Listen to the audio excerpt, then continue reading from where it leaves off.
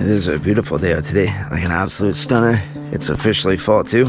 My daughter, she started dance now, so our Saturdays are tied up. Yesterday we went to Ladysmith, checked out a little hobby farm.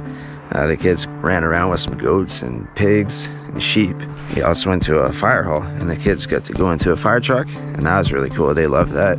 I think Salem wants to be a firefighter. I came home and hit the heavy bag. I got 2 set up at my property, and I tweaked my back when putting it up. I finished my workout, but now I can barely walk. I got a bad back, and the odd time I aggravate it, pretty annoying. But that won't stop me from diving. Cal is coming to meet up right now. His friend is picking us up in Chemainus on his boat, and we're going to be ripping around Thetis Island, maybe Pulley Pass, and explore some various reef in that area.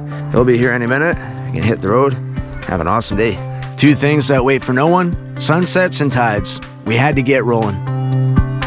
Chemainus is a beautiful little town. My wife and I will have to come down here and walk around and explore the little shops, grab some lunch. Diving Pulley requires some precise planning. 15 minutes can make a big difference when you only have a half-hour window. Oh yeah, look at all the bait fish. Big herring schools. Yeah, I think we're good, man. Yeah, we can just jump in here. Sure. Yeah, this will be awesome. Looks alright, eh? Yeah, it looks really good, man. Let's hit her up, brah. Alright, spot number 1. You gotta jump in right now. Pulley is an intense spot to dive. Can be really dangerous out here. Short windows. But I think we hit slack and gonna explore a bit. Never dove this pinnacle, but should be some life here. That's without a doubt. The conditions were great, probably some of the best I've experienced in this area. The water clarity was a solid 7, and we were seeing fish from the first drop. Pile perch are underrated. They're quite beautiful. We saw some lingcod and rockfish, but they were all small. I feel like this spot has a lot to offer. Problem is, the current kicked off minutes after we jumped in.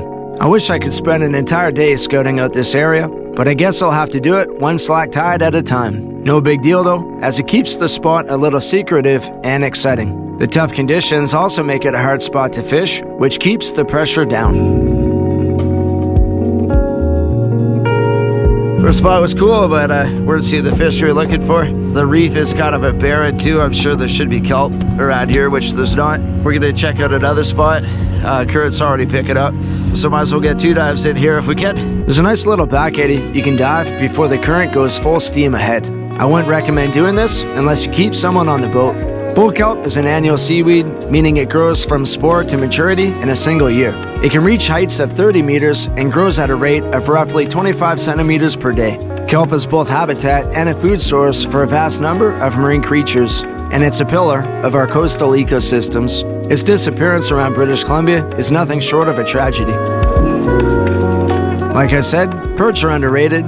Nothing beats schools of fish amongst kelp beds in the sun.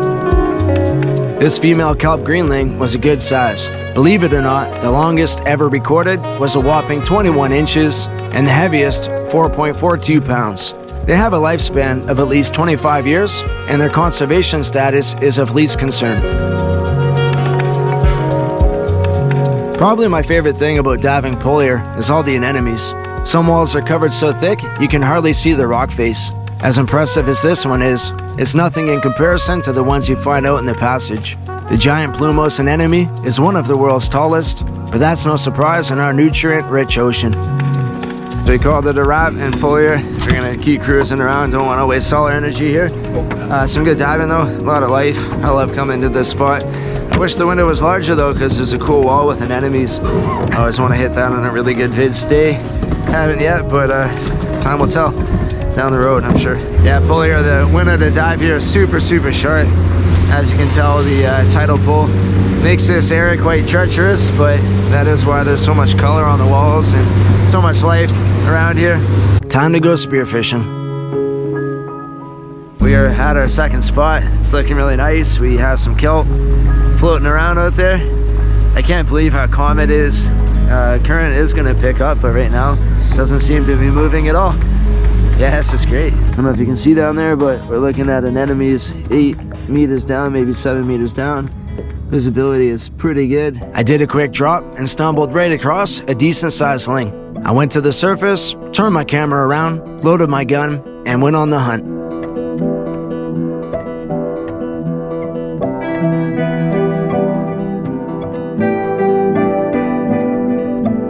I found the lingcod on the first attempt.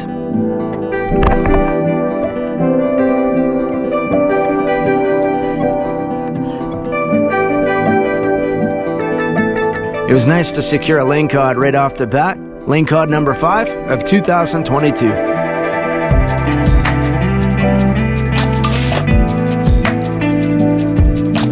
Ryan had yet to try lingcod, rockfish, or greenling, so we harvested up a nice variety.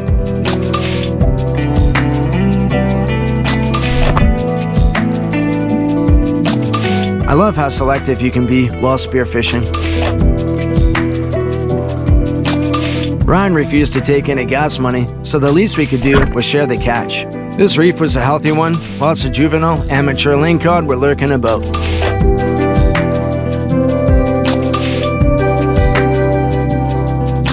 I saw a pile of discarded clamshells outside of a crack, and I knew that could only be one thing. The elusive Giant Pacific Octopus. I must have done 15 drops on this guy, trying to gain its trust. We even fed him a bivalve. It seemed to slowly come around towards the end, but eventually I gave up on trying to convince him to come out and play. Nice to meet you, Octopus. Sorry to disturb you. Cal wasn't far behind me and shot his first lingcod of 2022. Hard work, patience, and dedication finally paid off. This lingcod was getting territorial and had actually caught me by surprise. It was a beast and probably could have taken me if it wanted to. I've never seen this behavior in a lingcod, minus the times I've seen them guarding an egg mass. It was a nice encounter though, so no complaints from me. I went back to the spot I was at before the lingcod rudely interrupted me, and I rudely interrupted this copper rockfish and kelp greenling.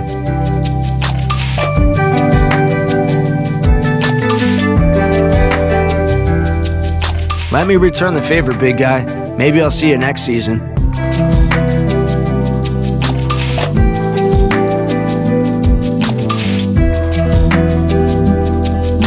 That was a sweet spot. It was my first time diving here. Right off the bat, I saw lingcod in the water and plugged it on the second drop. Cal wasn't far behind me. He got one too. Both of ours are really good sizes. I found that octopus down there. I've never had an octopus interaction. I was really working hard for one, but never got that guy to come out of his little crack there, but still got to play around with him for a bit. Really cool seeing him in the water. On the way out, I did a couple of drops and this massive ling came up to me.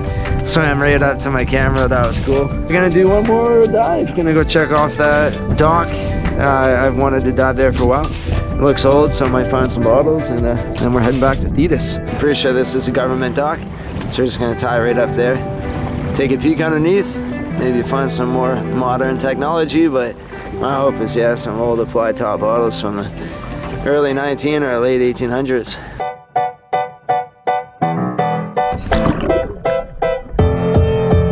I didn't really find much of what I was looking for. Granted, I didn't search for very long. I was pretty tired, and my breath holds were taking the toll. This pinpoint gunno was probably the highlight. See the little fins on this guy?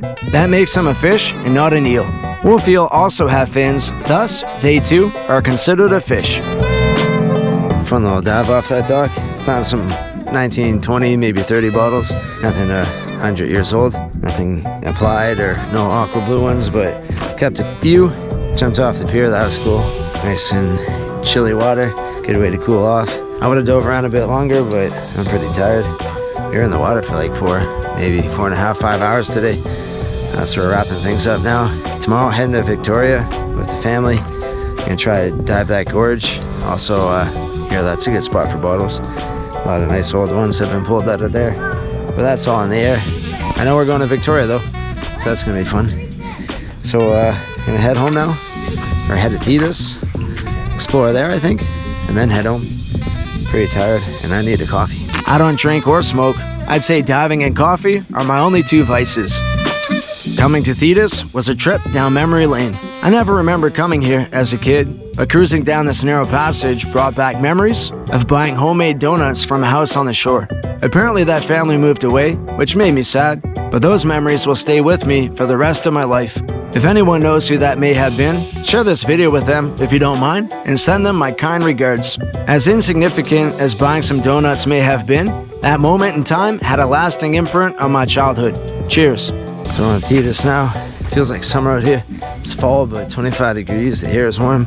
Honestly, this would top almost any day I've had this summer. Pretty hard to believe. Thetis, incredibly scenic. Coming over here, cruising on the water.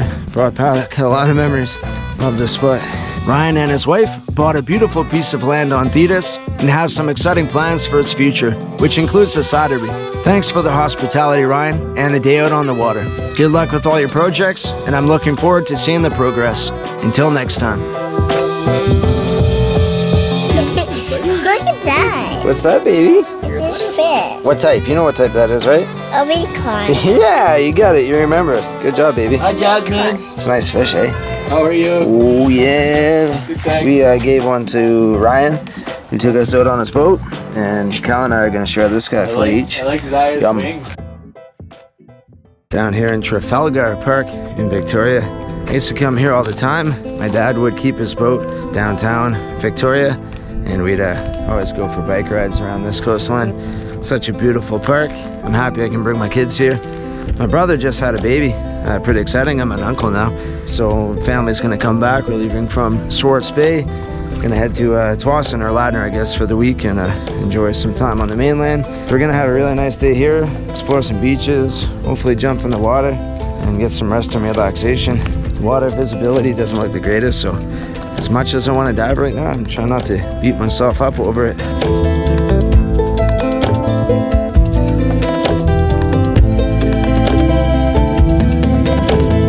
I didn't get to dive the gorge. The kids are a bit cranky. It's all good. It's all good. Had some good time with the family down at the park there. I'm here in Sidney again.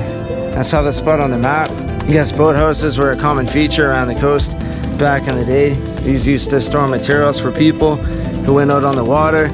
They'd use these little boathouses for repair.